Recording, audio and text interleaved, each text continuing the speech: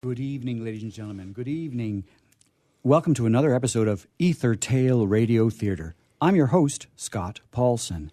Joining me today is the intoxicating Melanie Peters. Intoxicating, but not intoxicated. Exactly.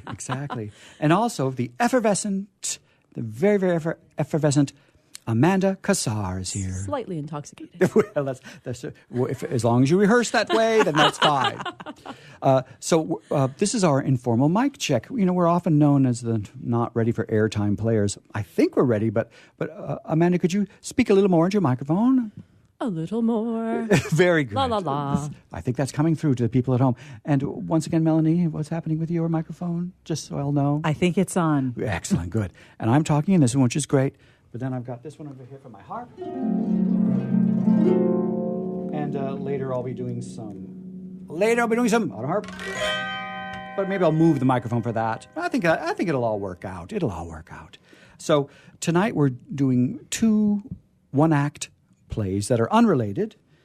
And with the time that remains, and there'll be a lot of time that remains, we're going to talk about one book, one San Diego, and some books that are being nominated, and books that I've been asked to read one of the books for the nomination committee. That's exciting. We'll be talking about that. And we're going to talk a little bit about some of the excitement that Amanda Qassar has been going through as a professional bookseller. It is a real job. Thank you. It is a real job. Thank you for asking. People really rely on you, too. I had it twice. It was one of my favorite jobs. Amazing. Oh, where at?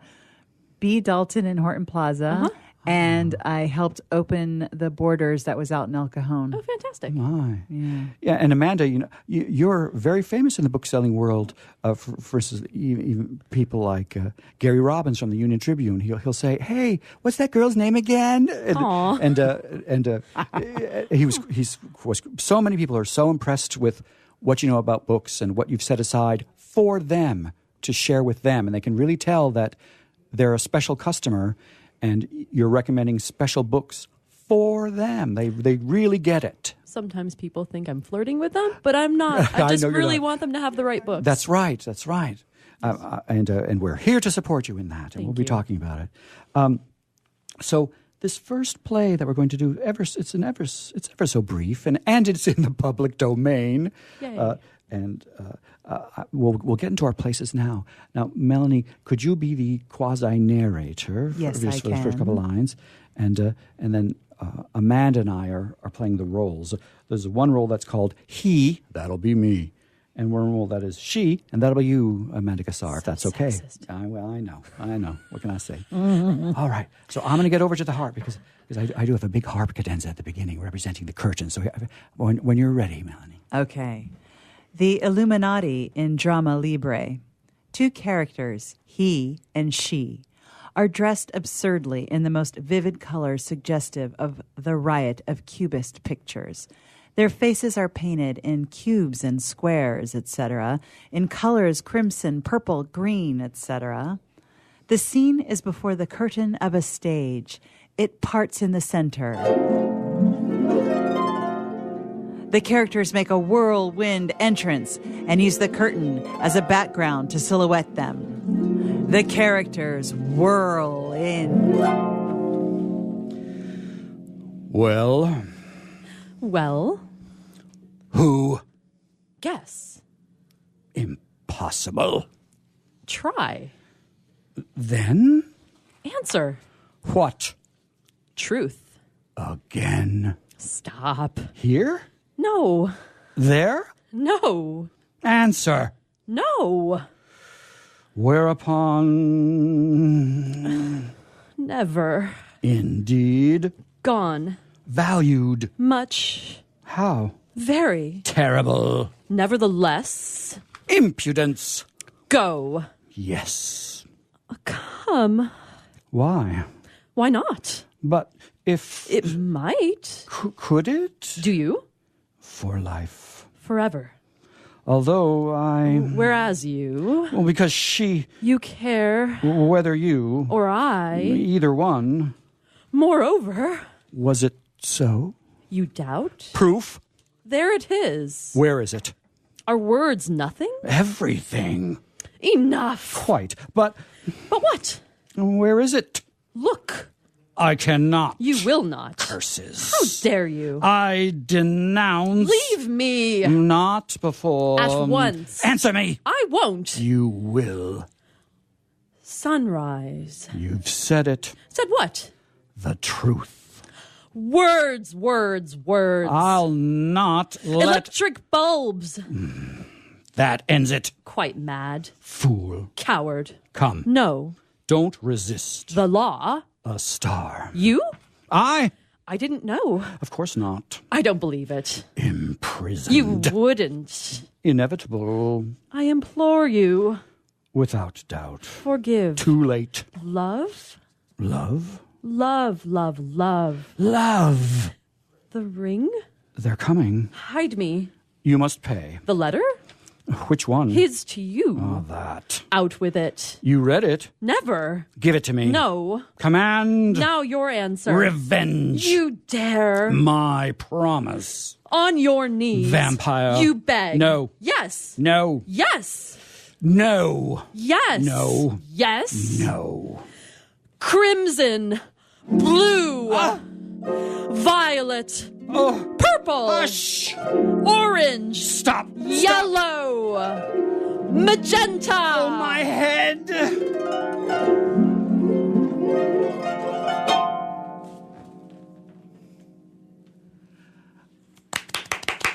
Oh, thank you. A standing ovation from the narrator. Thank you. Thank you.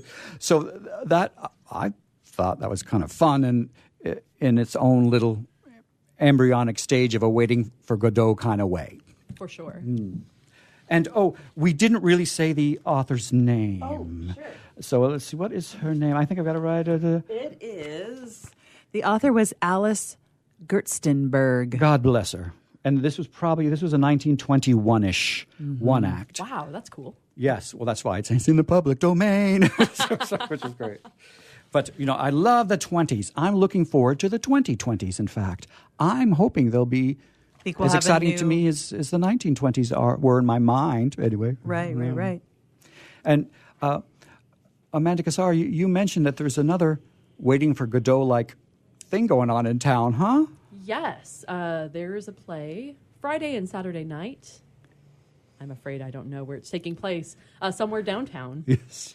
It's called Waiting for Dominoes. That sounds great. The main character is Bono from U2, and he decides to try to get a peek into the life of the common man by ordering a pizza.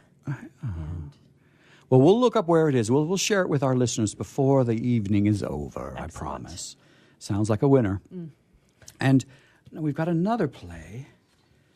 And this one, I picked this one out specially for Melanie Peters. It's a very old school monologue from 1920, something that maybe a young actress would use for a competition almost. It's that kind of delightfulness about it. And let's see, I don't need to speak in this one. I'm just going to do some Charlie Brown-esque sound. So I'm going to wander away from this. And fortunately, Amanda Qassar has agreed to be the quasi-narrator for this opening sentence. And maybe there's something at the close too, or was it just the opening? I think it was just the opening, wasn't it? Yes. All right then. So you're in the clear after that. Mm-hmm. So we're going to pull ourselves together when you're ready, Amanda. When you are ready. Susan Gets Ready for Church. A monologue by Edna I. MacKenzie. Susan gets ready for church. Character: an ordinary girl in an ordinary house on a Sunday morning. Susan rushes in, sits down at a table, and looks disgustedly at her breakfast. Mother, what in the world did you let me oversleep for anyway? This toast is all dried up. And just look at that egg. It's as hard as a rock, and if there's anything I detest, it's a hard-boiled... You did call me? Oh, of course, but that was ages ago, and you know I always take another nap after the first. Am I going to church? Well, what do you think I am? A lightning change artist to be able to get ready in about 5 seconds? I know it's just 10:15, but I simply couldn't get dressed in less than an hour, and church begins at 11. Besides, I haven't had my breakfast yet. Goodness, but this coffee is awfully strong. It tastes as though it had been boiling for hours.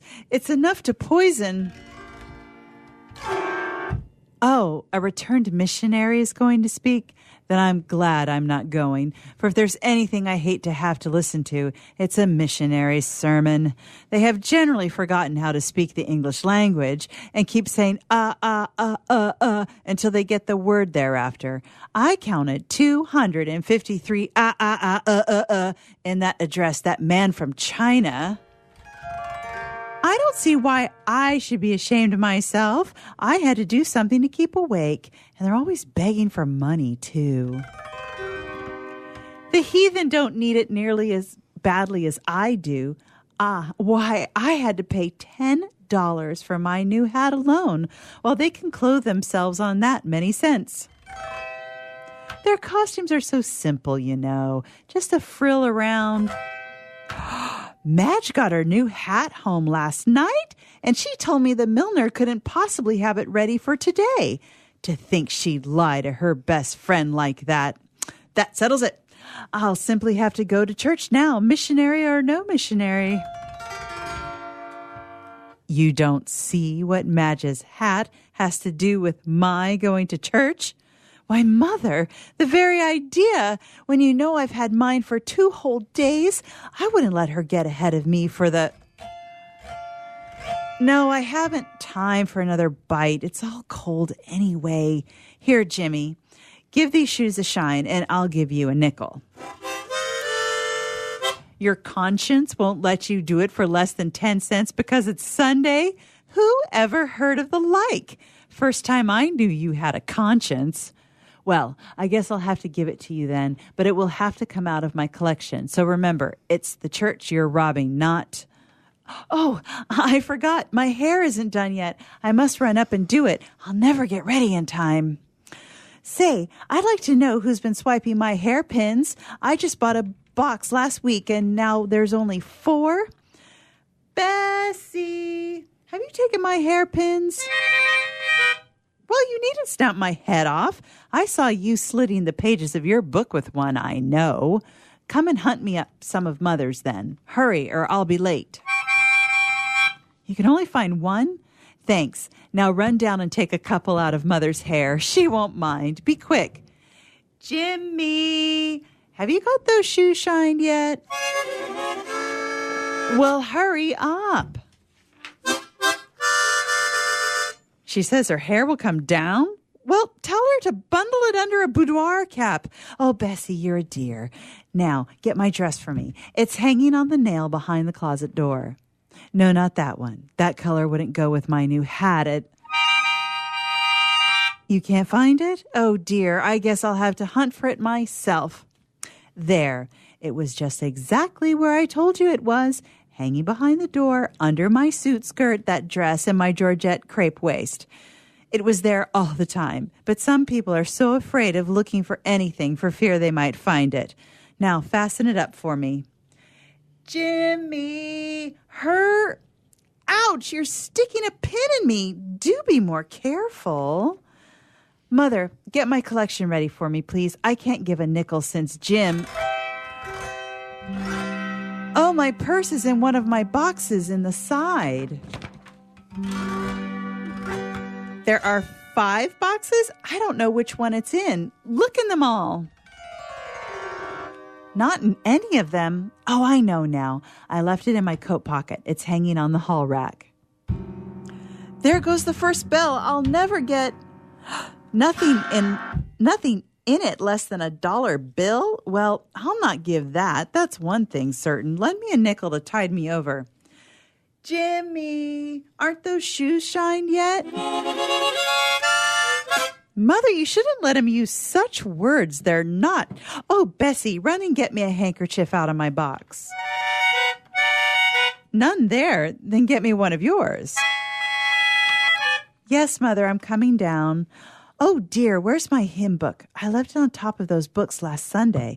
I guess it's fallen behind. No, it isn't here. Where?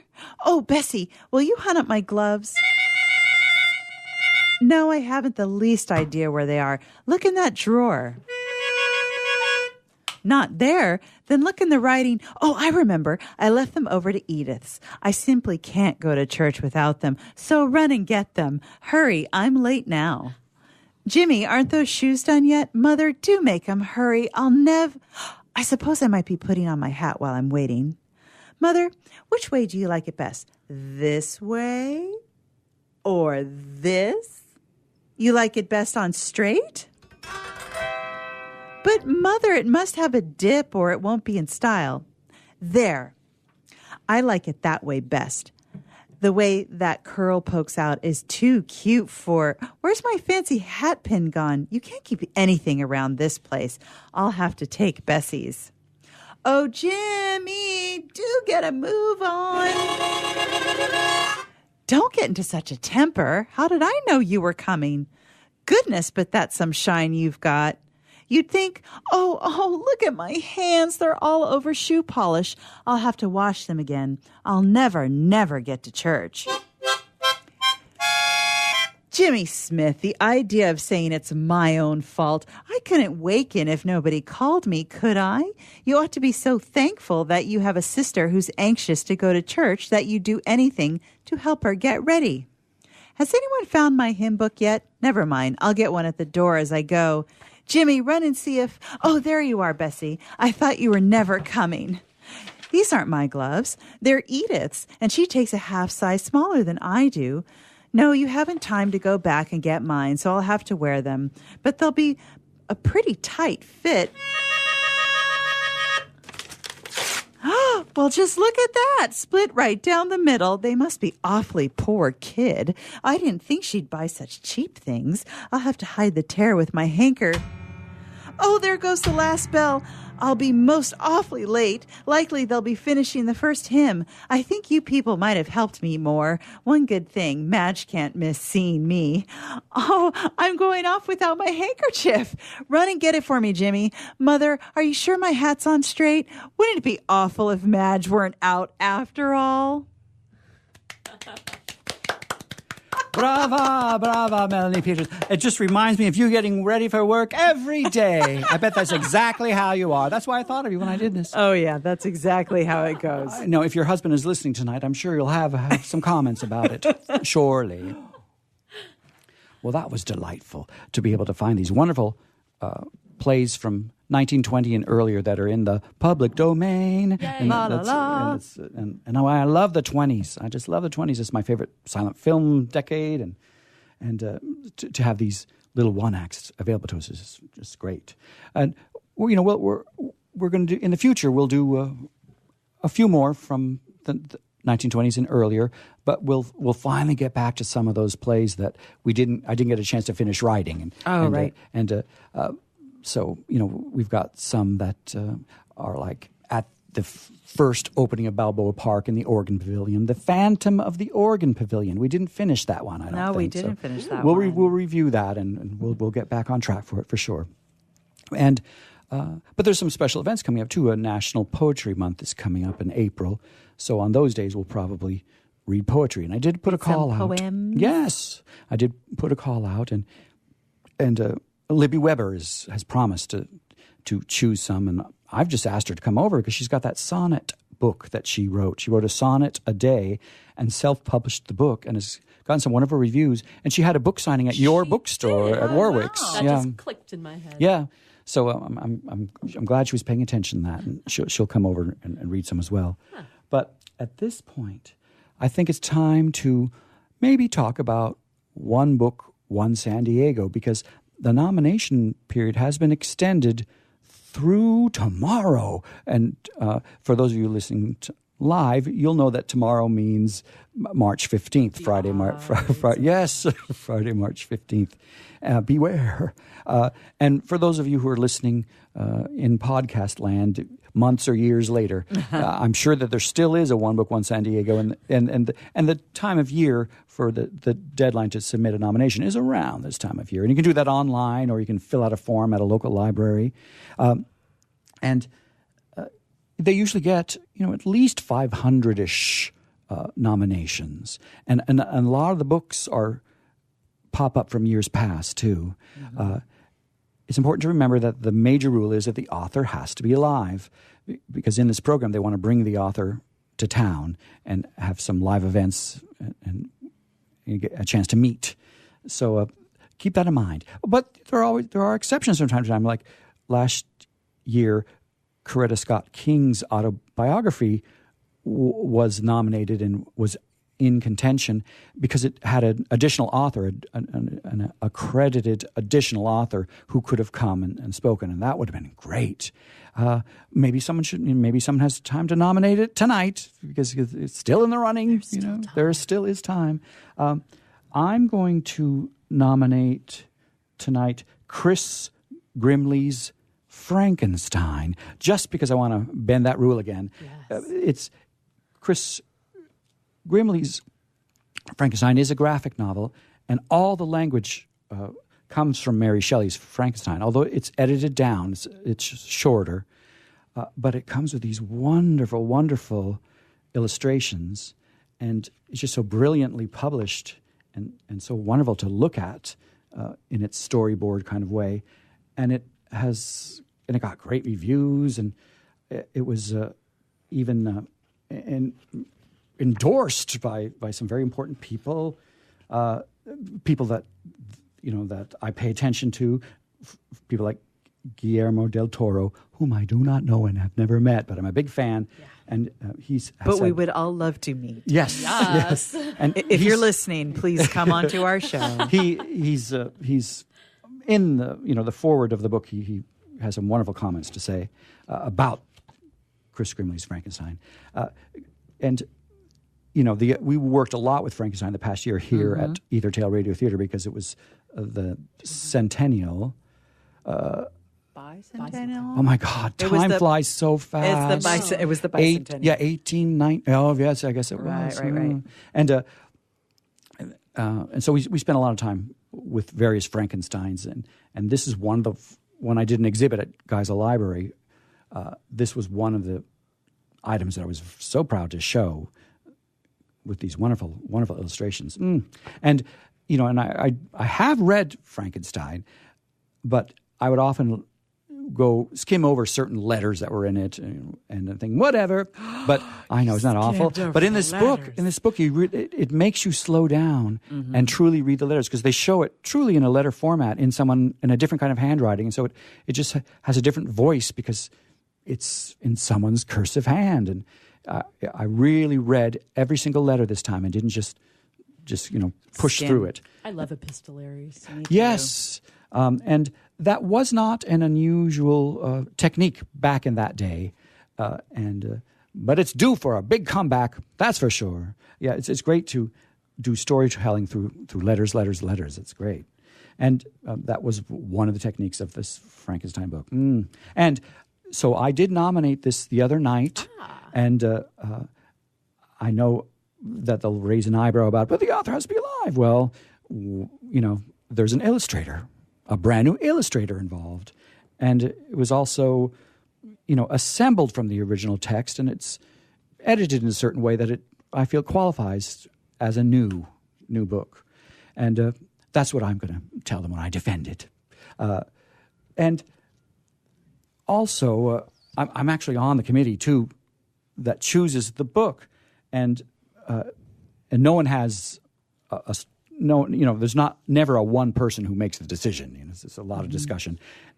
And the first book that was nominated online, the number one entry on the forms that we're looking at, was a novel by Grady Hendrix, We Sold Our Souls. It's about a girl rocker who played lead guitar in a rock band, and she couldn't understand why things were going to turn out so well, it seems, and then suddenly it didn't, and as it turns out, someone in the book had sold her soul to the devil. And I because it was the very first book on their form, the very first entry in from someone saying, I nominate this book, I immediately said, well, I want to read it. And It's a handsome-looking book. Oh, And it's beautiful. I want it just for how pretty it looks. It's got these black gilt edges, and it's got a beautiful dust cover. But when you remove the dust cover, there's an engraving in silver on of a long text, but it's all backwards. You have to hold it in a mirror to read it. There's little coffins. And instead of periods and punctuation, it's these delightful little coffins and upside-down crosses and things that you would see in a satanic something or other. And the end papers are red, the most fantastic shade of red. Gorgeous. And sometimes you can judge a book by its cover, ladies and gentlemen. Absolutely. And this one, you have to hold it up to a mirror, perhaps a satanic mirror, to be able to read. And that's because of the, it's very stylistic and it's hard to read it backwards. So I'll hold it up to a mirror soon, a satanic mirror very soon. Anyway, I'm enjoying reading this book for that committee, and I'll report back to them on it. And I doubt it will really be the chosen book, but it's fun to see what people nominate, and I'm grateful that this was nominated, and I'm enjoying reading it. And the author, Grady Hendrix, has written at least 3 other wonderful sci-fi horror books that readers really have enjoyed and have been well reviewed. So that's fun for me. Who else has a one-book that they intend to nominate? Well, maybe Melanie does. Maybe Melanie does. Maybe Amanda does. Well, the one books have been fantastic. The list, just fantastic books. But I would like to see more science writing. Oh, science. I thought you were going to say science fiction. I was going to get all excited. Well, science fiction too, but that's probably a more of a long shot than nonfiction science writing. But well, they're having some authors known for their science writing, like Soul of an Octopus was from a popular writer who writes a lot about biology and animals. And I read that book because it was nominated last year, and my only complaint about the book was that there wasn't a curmudgeonly somebody disagreeing with the author's voice, saying, "Yeah, it's like he's alive." Well, there needs to be somebody there saying no. That was you, Scott. Yeah, I objected. I objected that there wasn't. I need a yin and yang. I do, and that was my only complaint about the book. I did enjoy it, but it still could be nominated this year, and it still could be chosen. And I would keep my mouth shut this year. That's fine too. How many nominations is a single person allowed? I think you can nominate as many times as you want. I think so. We'll have to look at the rules, but and even the people involved with one book are allowed to nominate. That might change later, but the book has to be published by a legitimate publishing house. It can't be self-published yet. Is that? And yes, the author has to be alive, and yes, it has to be in paperback so that it can be more cheaply and easily purchased by the readers, because we are keeping that in mind.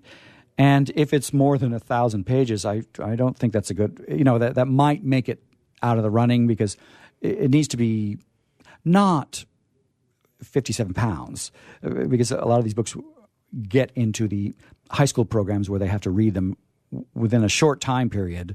And so that's where it would be great to have a graphic novel like Frankenstein. Oh, yes. In fact, for the teen readers, generally, it's requested that we pick a graphic novel for them.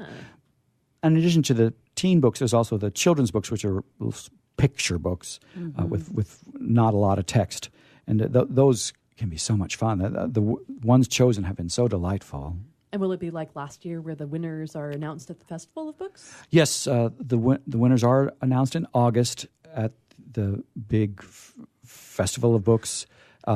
And I guess this year, once again, will be in Point Loma, I assume. And that's exciting, for people to be told. But in the meantime, there's still time to vote if you're listening live to us. The deadline is this very Friday, March 15. Does that rhyme? Yeah, I think it does, because this is the 14th. Yeah, today's the 14th. Good answer. Now, if you were going to nominate a book, Amanda Qassar, what would you nominate? Well, I love books. It's hard for me to choose, but I was thinking there's this book called I Contain Multitudes, The Microbes Within Us and a Grander View of Life by Ed Young.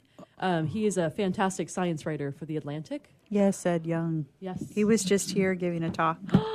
Where? Somewhere in La Jolla. Oh no, it wasn't at Warwick's. Yes. So that's your science vote again. Excellent. Either that, or I would say there's a book called Stiff: The Curious Lives of Human Cadavers by Mary Roach. My coworker has that book at his office. It's amazing. You would think that it would be very depressing, but it's actually a very uplifting, hilarious book. I'll have to read that. It's great. And there's still time to nominate it. You should consider it. Yes. And now, Melanie, you're. I think you're going to be shy about it, but we want to get an answer out of you. Okay, I've got 2 books that I could nominate. Tell me. The first one is something that I got as a present last year, which means it's probably out on paperback now, so it fits one of those categories. Excellent. But I thought about it when you were talking about Frankenstein, and it's this book by Edgar Cantero called Meddling Kids. Oh, yes, it's very Jinkies. It's very Scooby-Doo. Where are you? Yeah. And it's kind of like what happened to the Scooby Gang, when they were the Scooby Gang and younger, and, they would catch the bad guys, but now it's years later and something's not quite right with the Scooby Gang, and something that seemed like a little fun caper turns out to be something quite different. It's a great looking book too. The cover's super cool, It's super psychedelic. blacklight chic. Yes, psychedelic, and it book's just a lot of fun. It might fit for the teen category. Yes. I remember I read it a year ago. I loved it because, of course, I am of the Church of Scooby-Doo. Yes. There maybe there's content that's not appropriate for teens, but I'm not the person I'm not appropriate for teens, so I'm not the person to ask. Now, you said there was a second book. So the second book, you were mentioning Frankenstein, and that it's illustrated by someone who's still alive. So this might count because this was really cool. It's the illustrated Jane Eyre. Oh my! And it was illustrated by Dame Darcy. So again, it's just a classic novel, but it's got a modern twist on it with illustrations that bring the story to life. Like this, you can see the cover. It's the mad woman in the attic. Oh yeah, is the Bertha Mason. Well, that looks great. Yeah. So you could nominate that, and maybe in a comment you should, let those people who receive the nominations know that this has new illustrations, and you feel that validates it for a one-book choice this very year, because we could get that illustrator to come. Yeah, that would be amazing. That'd be super cool. Super cool. So I hope you all consider nominating a one-book book. Again, the author has to be alive. It has to be available in paperback and affordable in paperback, and available for masses. So it has to be kind of perhaps a fairly new paperback, or some sort of a reissue that means that it would be plentiful. Right. It has to have a couple reviews in legitimate journals, if possible, and it's be great if it also has a Spanish translation, because we're really into that for one book. And there are times that we haven't found that the chosen book wasn't available in Spanish yet, and in that case, we pick an additional book that is of a similar topic. In Spanish, and that because we have a lot of participation across the border and a lot of participation of Spanish-speaking people, which is very exciting. And so do consider it, ladies and gentlemen. You got one more night if you're listening live, and you got all day tomorrow too if you're listening live tonight. Do it. And now, getting back to the topic of books and booksellers. Yay! We have with us today Amanda Qassar, who's a very important bookseller here in San Diego County, a well-known bookseller, someone who's sought after by the general public for advice about what book to get next. And it's true, I bump into people all the time who try to remember your name. It's a tough one. Yes, because there's a lot of consonants, but not a lot of vowels. Interesting. And there's a Q, but no U. Yep. Go figure. It's not my fault. No. Well, that's how immigration translated Arabic. Yes, yeah. There's only when you have extra letters, I guess you have to make some choices. So Amanda Qassar, I want to talk more about this profession that you're in, this professional profession of bookseller. and I know that you've attended some conferences in the past, and for instance, you were in Albuquerque, beautiful Albuquerque recently. Why? Why were you there?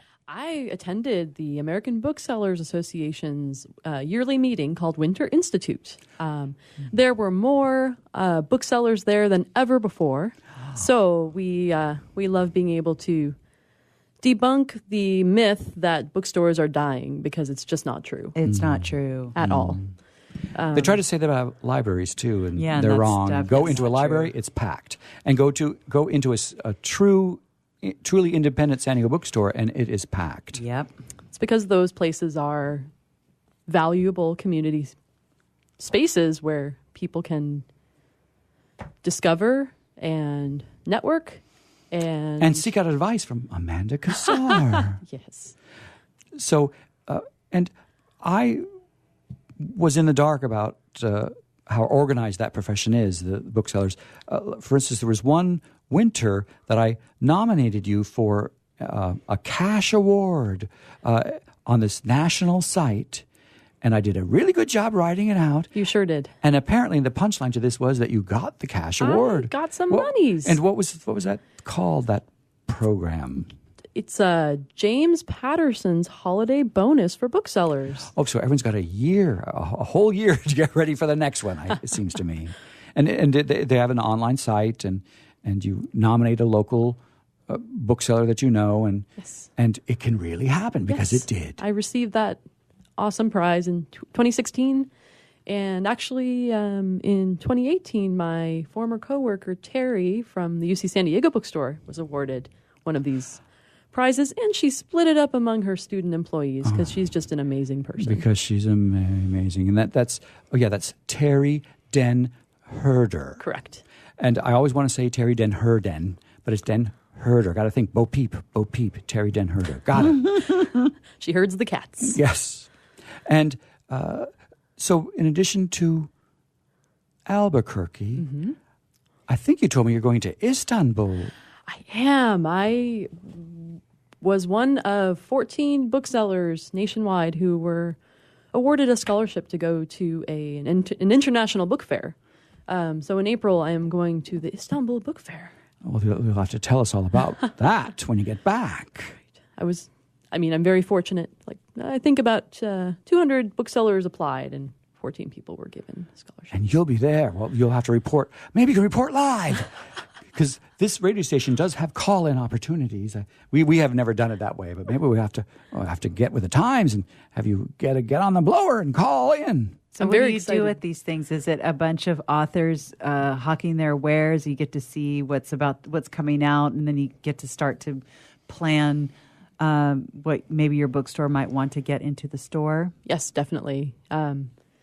And it's also a place where we can try to tempt authors into coming to do author events at our nice. stores. Well, And Warwick's always has great author events. And that's where you work these days, isn't it? You are at Warwick's. I Yes. am. I am the marketing coordinator, so I help get the word out about our events. And it's nice to meet an author in person, because you can get an idea of how good or bad of a public speaker maybe they are, because authors aren't famous for necessarily being public speakers, are they? Because that's a very alone and solitary profession. So I was at Comic-Con. The last time I was at Comic-Con, I was there early. It wasn't crowded yet. I'm walking around and I see this booth for Charlene Harris.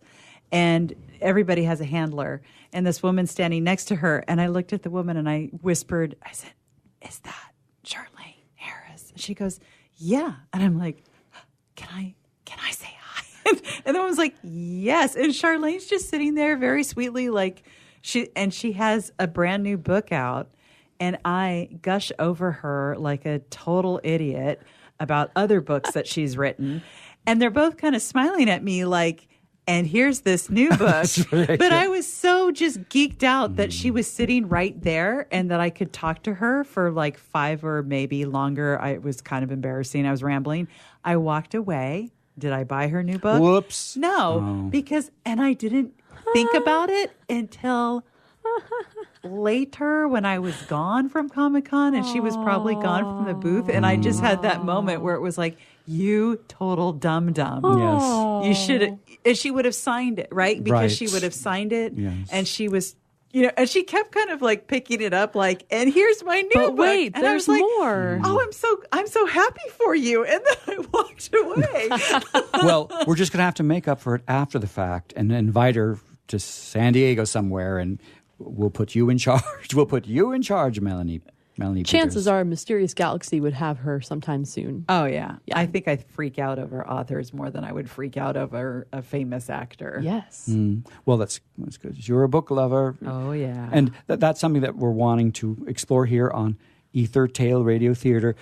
We've been doing a lot of radio drama, but we also want to appeal to readers and writers. Oh, and here's your favorite bookmark that you talked about. We recently celebrated World Bookmark Day. It was the third one. So if you haven't heard of it before, it's because it's only the third one. That one came all the way from beautiful. Peru. Wow. And you mentioned this one to me as your favorite. Oh, it's beautiful. It is beautiful. It's on beautiful paper and it's hand painted and it's amazing. Maybe one year let us exhibit that. World Bookmark Day is February 25, and we had a very successful exhibit and event where people visited us to look at our exhibit of bookmarks, and they made a one-of-a-kind do-it-yourself bookmark using unusual materials that we'd gathered for them. Neat. But this is spectacular. I'm going to hand it back to you. So colorful. Thank you for sharing that. And you're going to have to loan it next year. Amanda Qassar, do you have a question? I would love to mention a book event, a book-related event, a bookstore-related event. I'm so grateful to know that because we like readers and writers and books here. Tell me. Independent bookstores nationwide are celebrating the 5th annual Independent Bookstore Day. Yes. At the end of April, April 27th, 28th, that weekend. Yes. And I think it's the tiniest bit earlier than that, maybe. Just the teeny tiniest. It felt like a teeny tiny bit earlier. We can look it up on this. If only there was some way we could find out. Maybe I'll just get onto Al Gore's interwebs on my telephone and I can look it up. But yeah, and apparently there's going to be they're going to repeat that very successful book crawl. That's Tell right. me more, Amanda So Qassar. 9 San Diego bookstores are orchestrating the book crawl, which is an event for book lovers to feel free to spend a weekend visiting great independent bookstores. And you can obtain a passport from any of the stores. It may also be available in the Union Tribune. We're still that sorting passport has that a out. map on it, It showing has a you the map. places you can hippity hop and visit throughout the course of Yes. that weekend. And as you visit those bookstores, if you make either a very small purchase or a small donation, you will receive a stamp on your passport. And as you accumulate these stamps, you earn prizes. And And you don't have to go to every single one, but you have to go to several of them before you get a prize, I think. that's correct. And the grand prize will be I think it's $250 gift Gift card for either your store of choice or your combination of stores.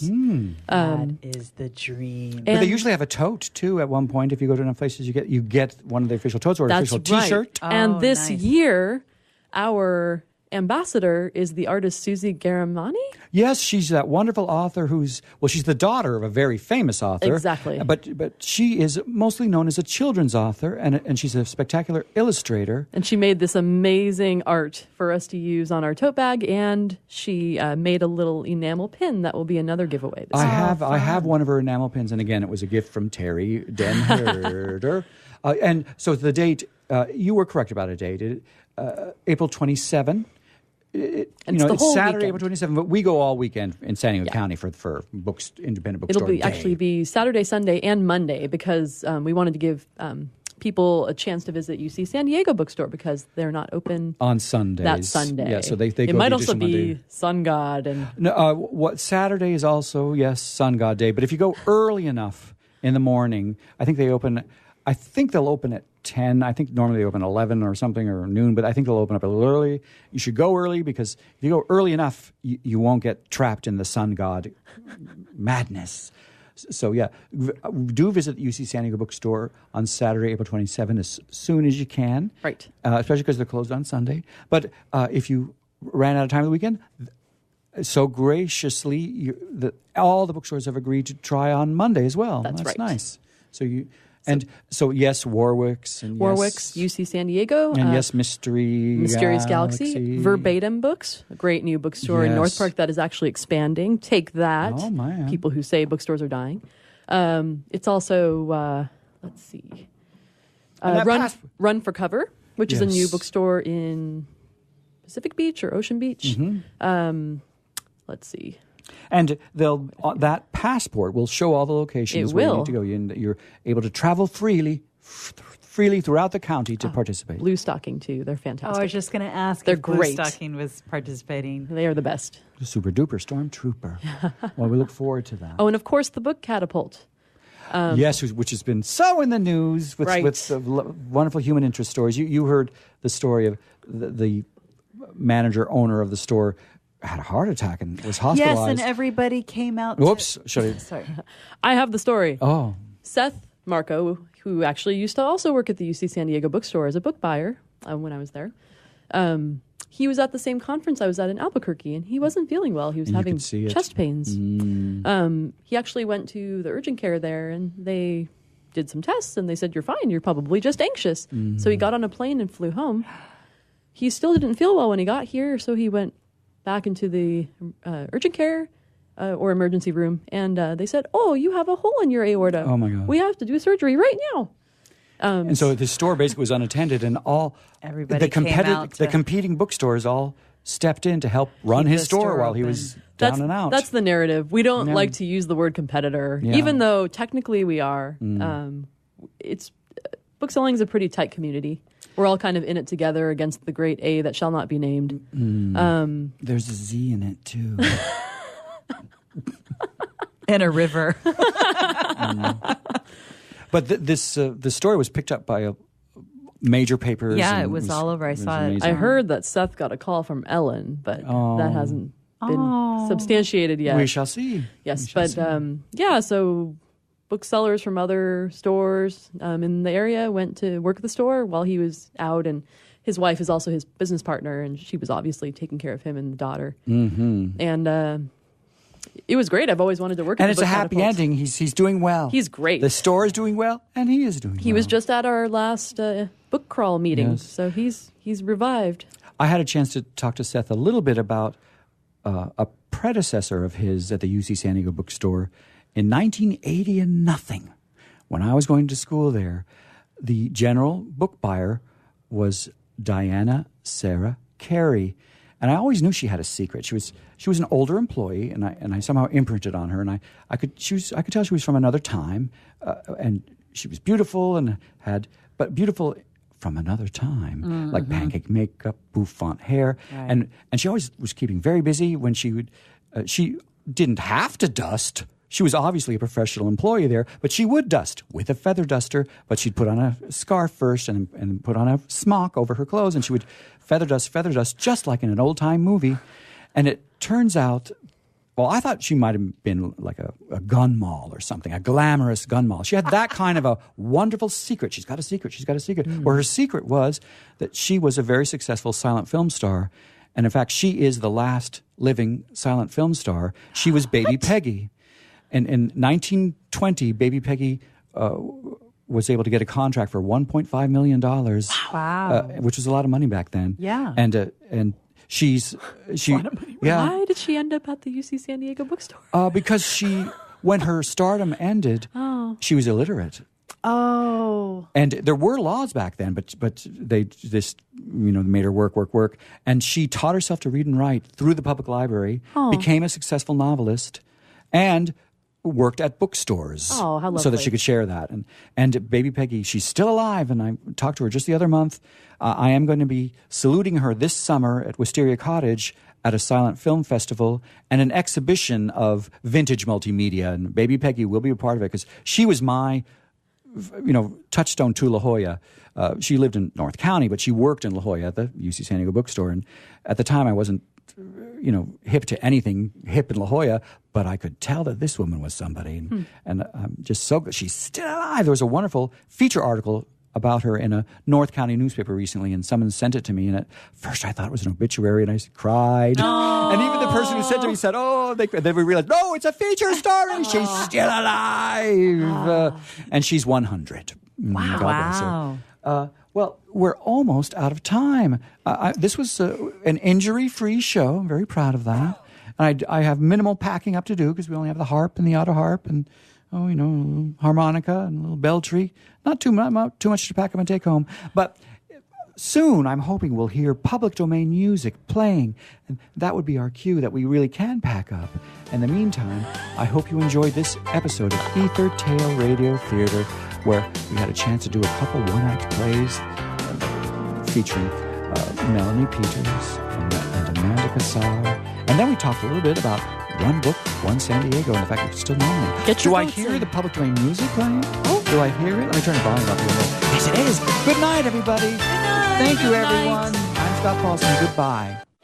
Attention coaches, authors, speakers, and business owners. Please pay close attention to what I'm about to say if you want to secure massive visibility fast and generate thousands of highly qualified leads without spending a dime on advertising or marketing. The easiest way to make this happen is to appear as a guest on the world's most popular podcast. We recently came across an awesome resource that provides detailed contact information for 240 new media influencers who are looking for guests just like you. It's called the Ultimate Directory, and for a limited time, you can get the preview edition of the directory absolutely free. That's right, for free. It's time for you to get the visibility you and your business deserve and connect with the world's leading icons of influence who can make you famous with the push of a button. Get your free preview edition of the Ultimate Directory right now at www.myultimatedirectory.com.